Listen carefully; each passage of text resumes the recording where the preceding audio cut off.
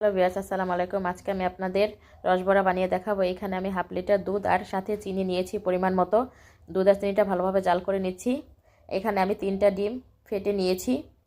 ডিমটাকে ভালোভাবে ফেটে নিতে হবে। এখন আমি এর মধ্যে স্বাদ মতো লবণ দিয়ে দিচ্ছি। লবণ দিয়ে ভালোভাবে মিশিয়ে নিচ্ছি। এখানে আমি 1.5 কাপ সুজি নিয়েছি। সুজিটা এখন আমি অল্প অল্প করে দিয়ে মিশিয়ে নিচ্ছি ডিমের সাথে। ভালোভাবে মিশিয়ে নিতে হবে।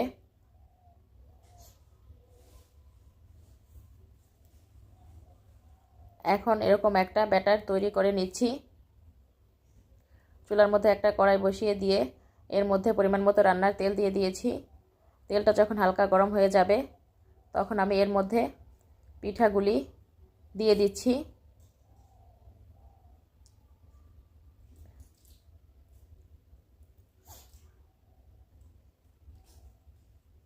হালকা আঁচে পিঠাগুলি ভেজে নিতে হবে।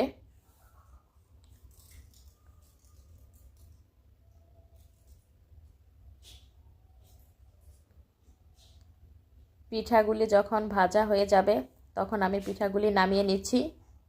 নামিয়ে নিয়ে পিঠা হালকা ঠান্ডা করে আমি গরম শিরার মধ্যে পিঠাগুলি একটা একটা করে দিয়ে দিচ্ছি।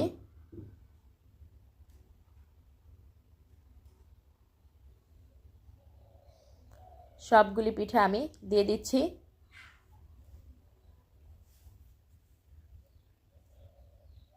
এখন আমি 1 ঘন্টা রেস্টে রেখে দিচ্ছি। 1 ঘন্টা পরে পিঠাগুলি খাওয়ার উপযুক্ত হবে। এই যে আমার তৈরি হয়ে গেল রসে ডুবানো রসবড়া। আর আমার ভিডিওটা ভালো লাগলে লাইক কমেন্ট শেয়ার করবেন। পেজটাকে ফলো দিয়ে পাশে থাকবেন। সবাই ভালো থাকবেন। আল্লাহ হাফেজ।